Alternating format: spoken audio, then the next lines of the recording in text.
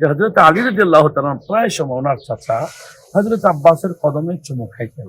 আসসালামু আলাইকুম। ঈদের দিন বড়দেরকে পায়ে ধরে সালাম করার বিধান কি? এ ব্যাপারে ইসলাম কি বলে?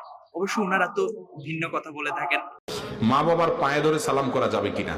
সালাম হবে মুখে বাই, পায়ে কোনো সালাম নাই। চলুন এবার হাদিস থেকে আমরা শুনে আসি। আন জারিন রাদিয়াল্লাহু তাআলা আনহু ওয়া কানা ফি ওয়াফদি আব্দুল কাইস قال لما قدمنا المدينة فجعلنا نتبادر من رواحلنا فنقبل يد رسول الله صلى الله عليه وسلم ورجليه।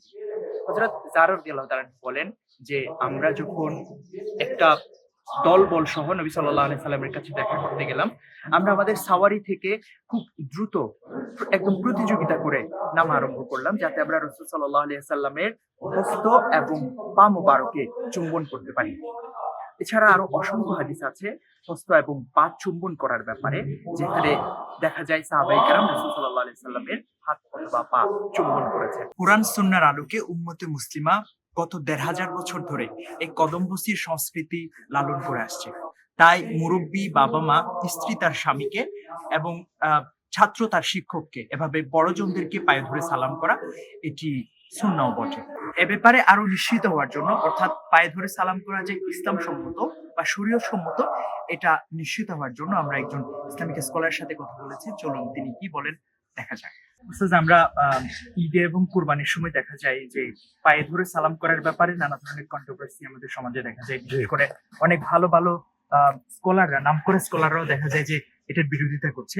আসলে ইসলামী শরিয়া এ ব্যাপারে কি বলে, যে পায়ে ধরে সালাম করার ব্যাপারে সুন্দর একটা প্রশ্ন, সেটা হচ্ছে পা ধরে একটা হলো সালাম, একটা হলো ইস্তেলাম।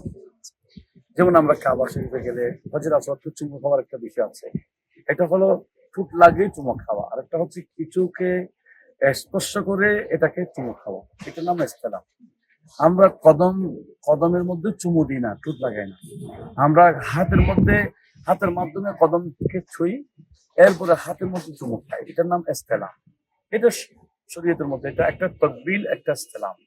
আমরা যারা মুরব্বী, ইনাদের পায়ে চুমু খাচ্ছি না, বরঞ্চ হাত লাগিয়ে হাতে চুমু খাচ্ছি।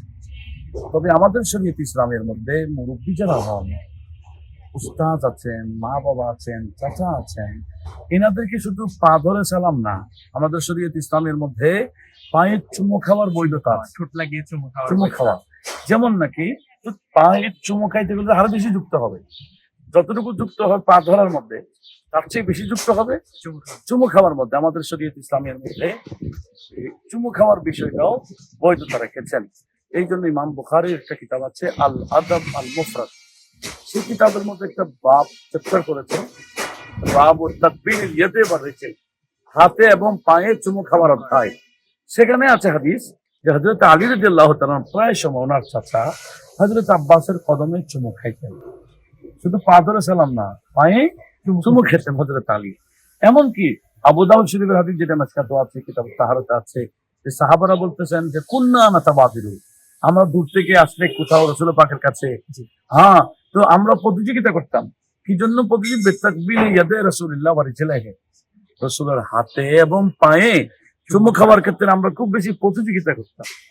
এমনকি হুজুর মা বাবার কদমে চুমু খাওয়ার বিষয়ে স্পষ্ট হাদিস আছে। এক ব্যক্তি হুজুর পাচ্ছের কাছে এসে বলছে, ইয়া রাসূলুল্লাহ হালাকতু, বলে কি হয়েছে? তুমি? আমি ধ্বংস। কেন, কি হয়েছে তোমার?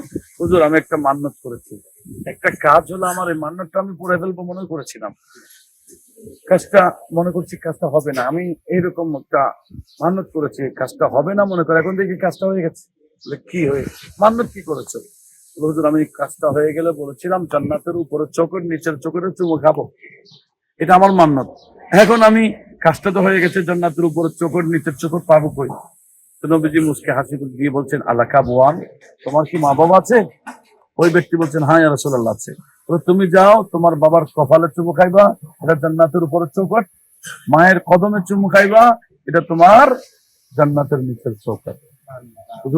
মায়ের কদমে চুমু খাওয়ার ক্ষেত্রে সাহাবাকে আদেশ দিয়েছেন। তাহলে আমরা কি বুঝলাম? আমরা তো জাস্ট পাকে ধরি, হাতে চুমু খাই, এটা তো নর্মাল বিষয়। এটার নাম আদব, এটার নাম ইসলামের মধ্যে, আমাদের শরীয়ত ইসলামের আদবের স্তরটা অনেক বড়। যে যত বেশি আদব দেখাইতে পারবে, আমার আল্লাহ তাকে তত বেশি উপরে উঠাবে।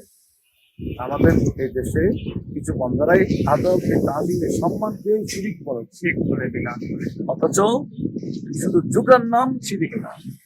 সিজদা হবে কখন?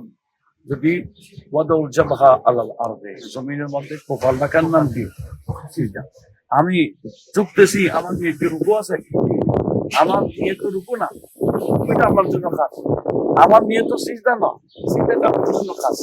জাস্ট আমি সম্মান যার সাথে আমি মুরব্বীকে পাই, আদরে সালাম করতেছি, এটা আমার নিয়ত। এটা ইন্নামাল আমালু বিন্নিয়াত, প্রত্যেকটা কিছু নিয়তের উপর নির্ভর করে। সেজন্য যারা মিসগাইড করে বর্তমান সমাজে, আমরা তাদের থেকে দূরে রাখতে হবে। যে প্রচলন আদব এর চর্চা চলে আমাদের দেশে, এটা আমাদের আদবের চর্চা। অবশ্যই আমাদেরকে আরো বেশি তালিম দিতে হবে বাচ্চাদেরকে। এরা টাকাও পাবে, সালামও করুক ইনশাআল্লাহ। তবে সালাম করার সময় মাথায় রাখতে হবে যাতে পর্দার বিধান লঙ্ঘন হয়ে না যায়। আমাদের সমাজে দেখা যায় গায়রে মাহরামদেরকেও আমরা পায়ে ধরে সালাম করছি। এই ব্যাপারে খুবই সাবধান থাকতে হবে। একটা মুস্তাহাব আমল করতে যেয়ে, একটা সুন্নাহ আমল করতে যেয়ে যেন পর্দার মতো ফরজ বিধান লঙ্ঘন হয়ে না যায়।